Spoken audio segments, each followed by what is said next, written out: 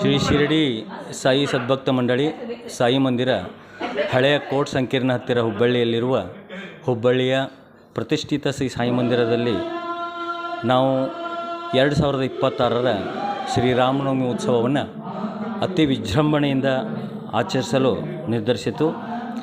ಆ ಒಂದು ನಿಟ್ಟಿನಲ್ಲಿ ಕಳೆದ ಸಪ್ತಾಹದಿಂದ ಶ್ರೀಮಂದಿರದಲ್ಲಿ ಉದ್ಘಾಟನಾ ದಿನದಂದು ಹಿಡಿದುಕೊಂಡು ತದನಂತರ ಮಾರನೆಯ ದಿನ ಬೆಳಗಿನಿಂದ ಶ್ರೀ ಸಾಯಿಬಾಬಾರವರ ಸಚ್ಚರಿತೆ ಪಾರಾಯಣ ಬೆಳಗ್ಗೆ 6 ಗಂಟೆಯಿಂದ 8 ಗಂಟೆ 30 ನಿಮಿಷದವರೆಗೆ ನಿರಂತರವಾಗಿ ಸುಮಾರು 300ರಿಂದ 400 ಮಹಾಭಕ್ತರ ಪಠನಾರ್ಥಿಗಳ ಸಮ್ಮುಖದಲ್ಲಿ ಬಾಬಾರವರ ಈ ಒಂದು ಸಚ್ಚರಿತೆ ಪಾರಾಯಣದ ಸತ್ಸಂಗ ಕಾರ್ಯಕ್ರಮ ಅತಿ ಉತ್ಸಾಹದಿಂದ ನೆರವೇರುತ್ತಾ ಬಂದಿದೆ.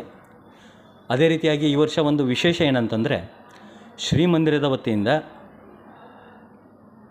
ಉತ್ತರ ಭಾರತದಲ್ಲಿ ನಡೆಯುವಂತಹ ಈ ಗಂಗಾರತಿ ಏನಂತಾರೆ, ಆ ಒಂದು ರೀತಿಯಲ್ಲಿ ನಾವು ಮೊಟ್ಟ ಮೊದಲ ಬಾರಿಗೆ ನಮ್ಮ ಸಾಯಿ ಮಂದಿರದಲ್ಲಿ ಈ ರಾಮನವಮಿಯ ಪ್ರಯುಕ್ತ ಗಂಗಾರತಿಯನ್ನು ಆಯೋಜಿಸಿದ್ದು, ಅದು ಅತಿ ಒಂದು ಭಕ್ತಿ ಭಾವದಿಂದ ಸುಮಾರು 800ರಿಂದ 900 ಭಕ್ತರ ಸಮ್ಮುಖದಲ್ಲಿ ವಿಜೃಂಭಣೆಯಿಂದ ಆಚರಿಸಲಾಯಿತು.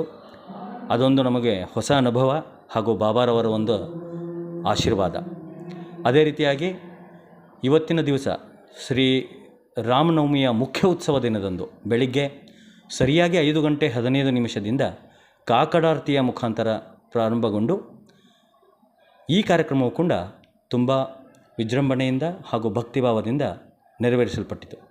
ತದನಂತರ ಈಗ ನಾವು ಬಾಬಾರವರ ಪಲ್ಲಕ್ಕಿ ಮತ್ತು ಶ್ರೀರಾಮ ದೇವರ ಪಲ್ಲಕ್ಕಿ ಜೊತೆಗೆ ನಗರ ಸಂಕೀರ್ತನ ಅನ್ನೋ ಒಂದು ಪ್ರಥೆ ಇರ್ತದೆ. ಆ ನಗರ ಸಂಕೀರ್ತನ ಬಾಬಾರವರ ವೇಷದಲ್ಲಿ ಸದ್ಭಕ್ತರು ಬಾಬಾರ ವೇಷಧಾರಿಯನ್ನು ಧರಿಸಿ ಭಿಕ್ಷೆಯನ್ನು ಬಿಡುವ ಒಂದು ಪ್ರಥೆ.